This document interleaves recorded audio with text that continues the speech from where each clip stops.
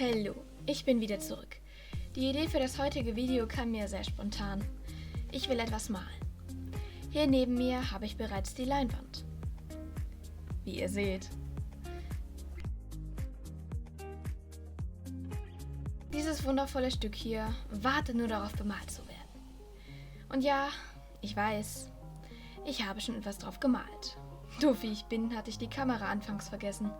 Aber das wird uns natürlich nicht aufhalten. Mit diesen Worten stellen wir sie jetzt mal zur Seite und los geht's.